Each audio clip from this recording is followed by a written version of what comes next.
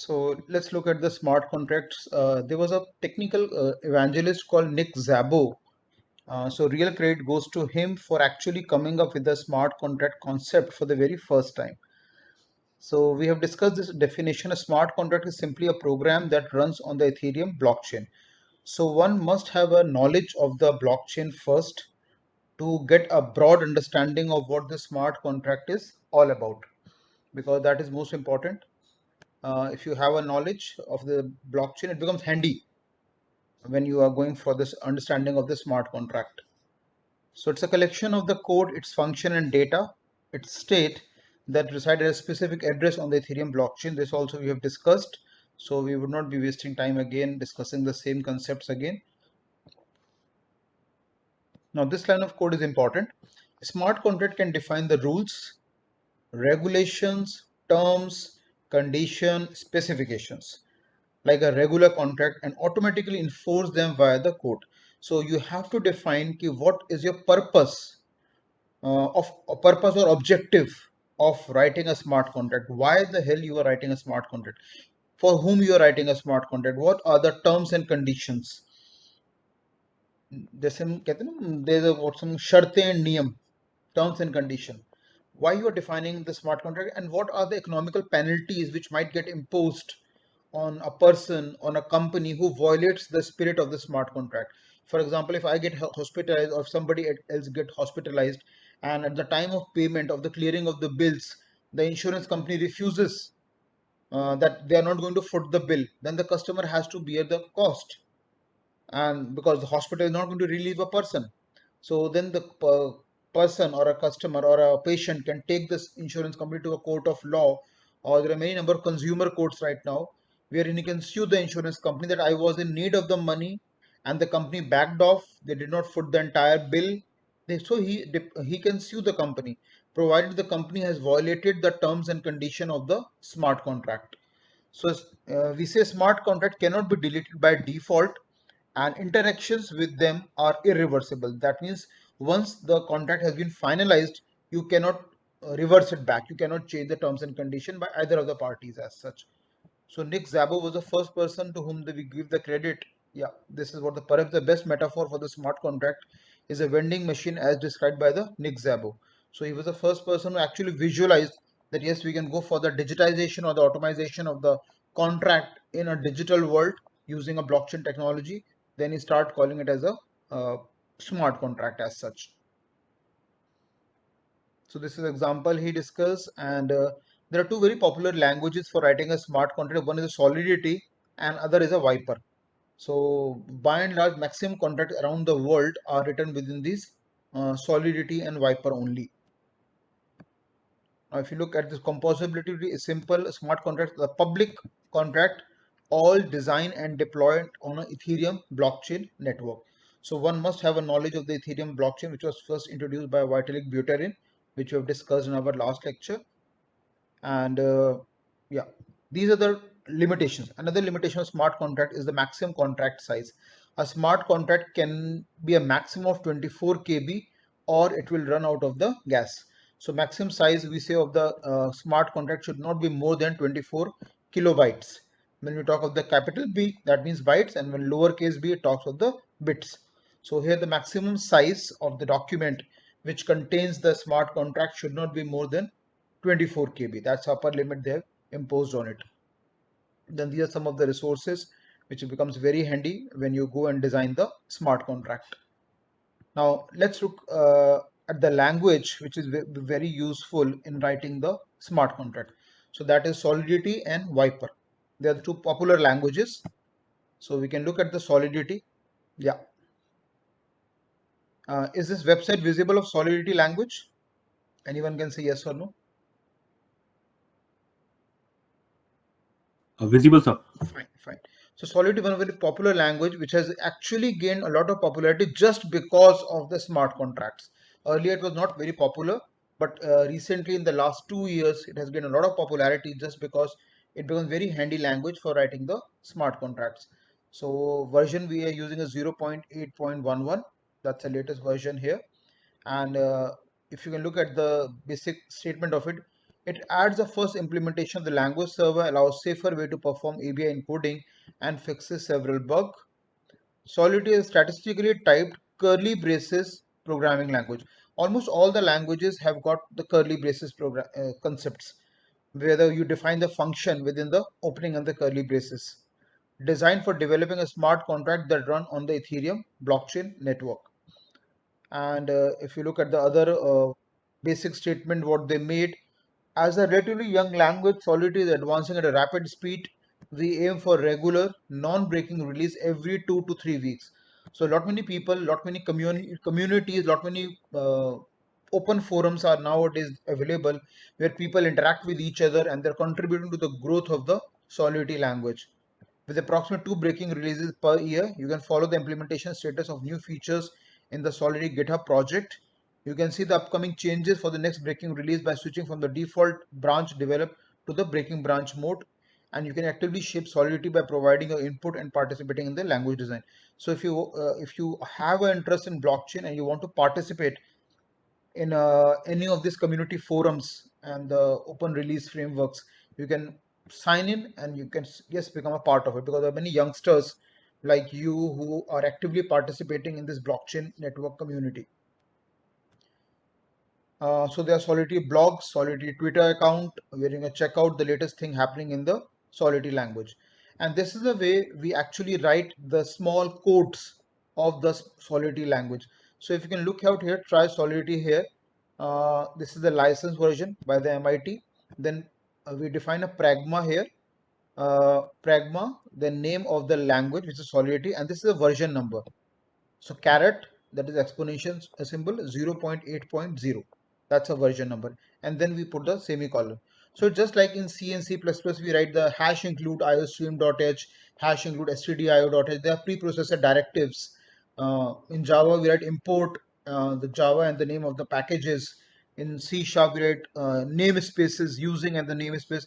In same way, the very first line here is the name of the language along with the version number of it.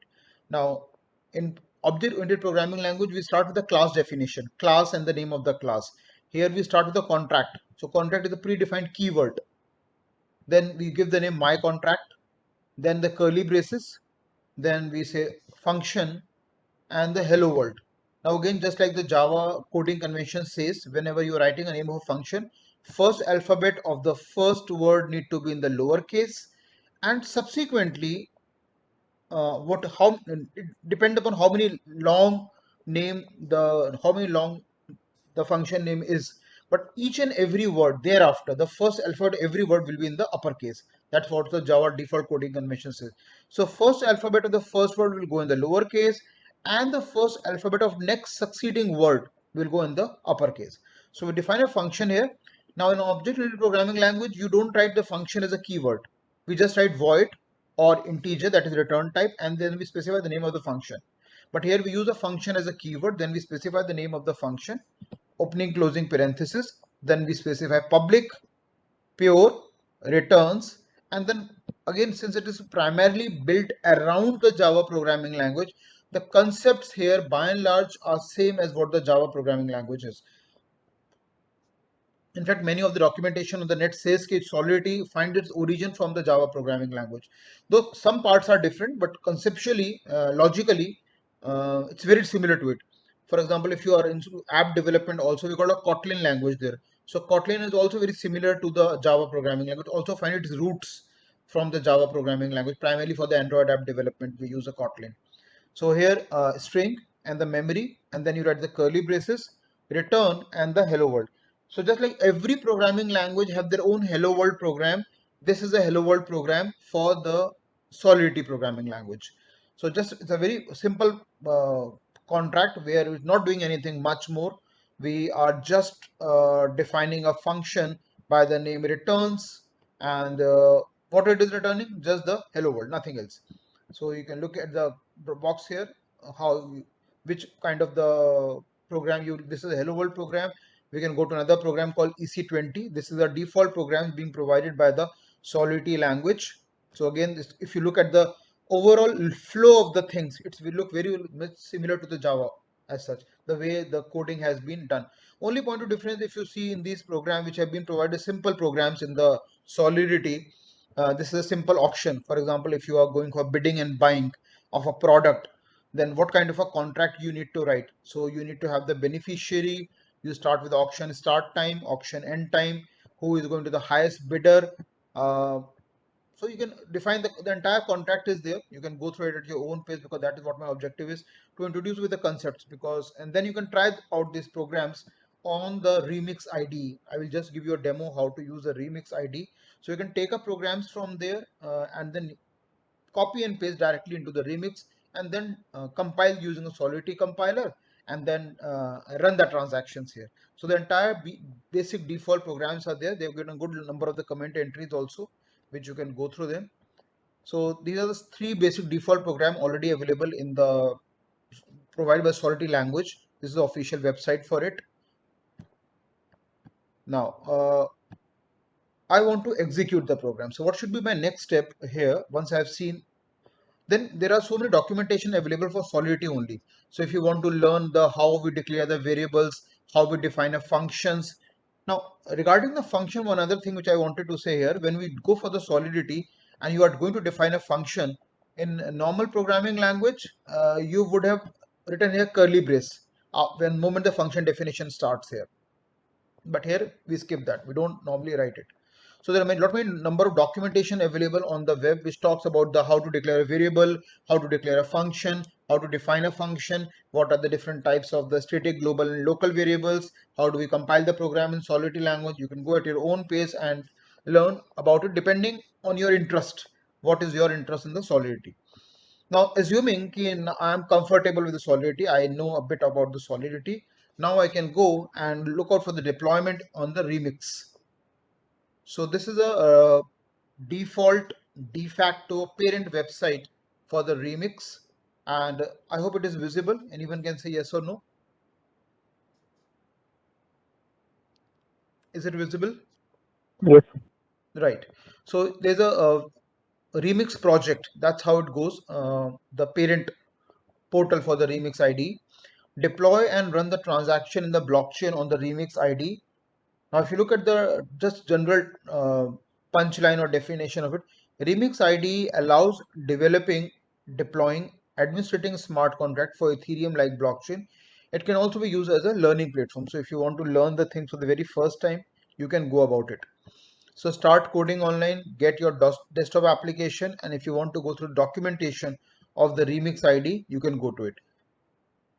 Then again, on the Remix IDE, the Integrated Development Environment tool, that is what IDE, we need to deploy the programs. So again, we use the Solidity as a language for writing a smart contract, which we can deploy on the Remix IDE. Because again, if you look at the Java, the Eclipse, the NetBeans, they are the IDEs, Integrated Development Environment tool.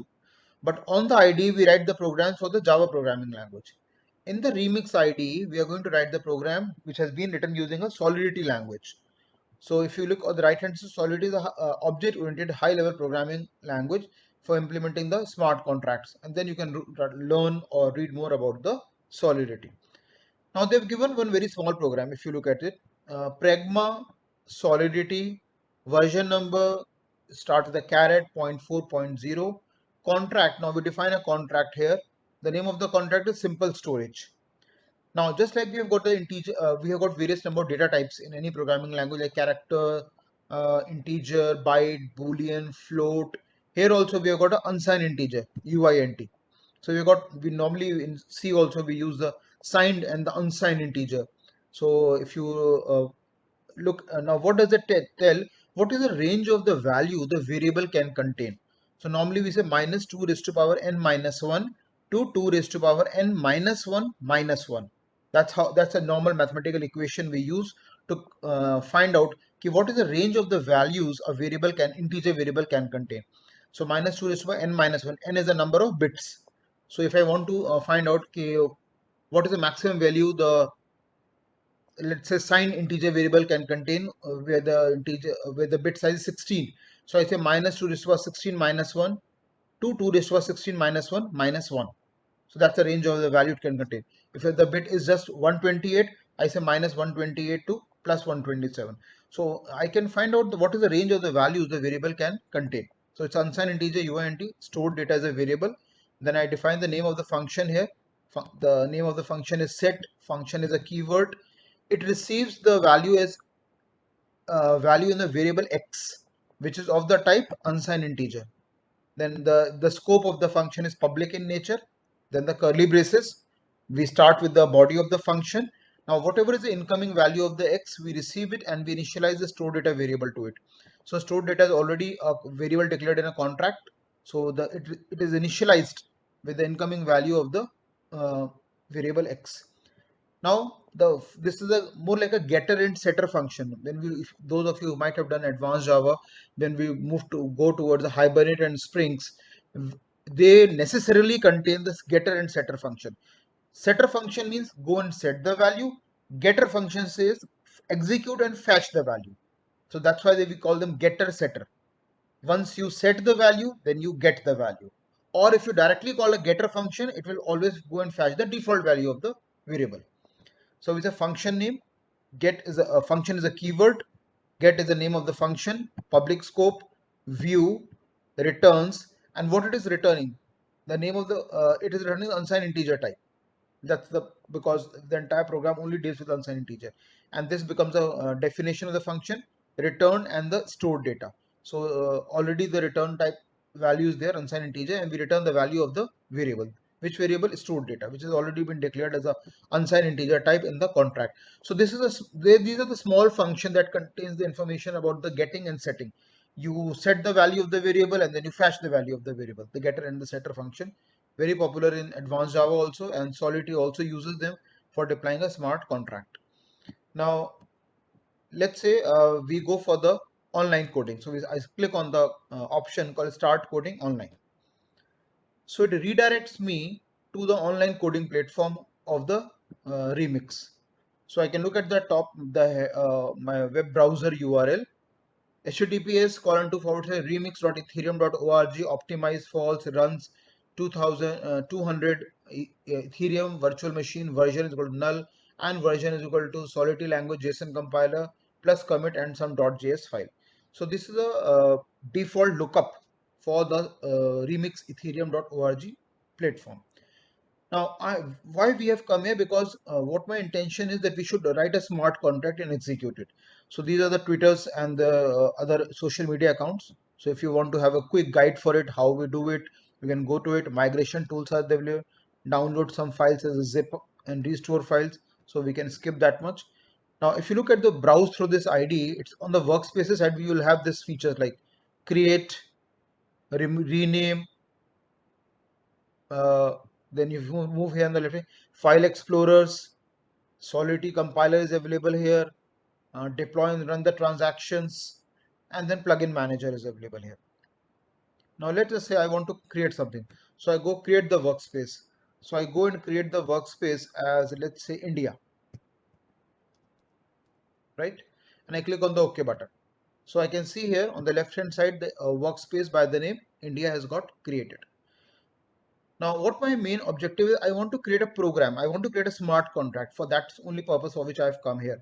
So what do I do here? Keeping my cursor on the India, I can keeping a cursor on the India. I There's an option called create new file, which I can hope you can also see in the tooltip. Create new file option is there. So I can click it over, and it asks me for the name of the file. So this is my first smart contract. I say first.sol. SOL is for the Solidity language. The default, just like in Java, we write .java file. We save the file with the .java extension. Here we save the file with the .sol extension. So I say first.sol. So immediately I can see here the blank canvas area pops up, and now it is waits for me that I should write and deploy the smart contract here. Now what I can do here, I can go back to the Remix IDE project, the default portal of it, and since it's my very first program, so I don't write anything. I just take the default smart contract available here, right? And I go back to the my Remix ID and then I paste it here. So what I have done to place safe side that I may write a program which might can create a mistake. Let's write a default program which is already available on the Remix IDE, right? So my program gets ready, and if you will look at it's the same thing. The version number caret 0.4.0. That's how we write it. We can also specify the range uh, of the, for example, if you are upgrading to a next higher version of the Solidity language, you can also specify the range of the Pragma's Solidity language. For example, if I take to you to the smart contract introduced by Nick Szabo, so there you can have a much better thing. Uh, yeah, for example, here for the vending machine, it's 0.8.7. So it's very clear they have not used any caret sign. So because he was fixed that this my contract will only use a specific version.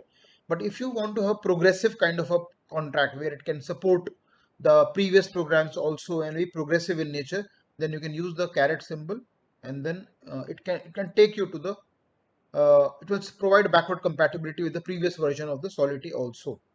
So this program's contract is simple, and now what do we do here?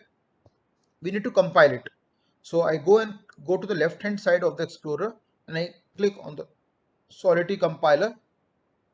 Now multiple options pop up, right? I can see here the compiler, and there are a whole list of the compiler available here, supporting various versions of the Solidity language.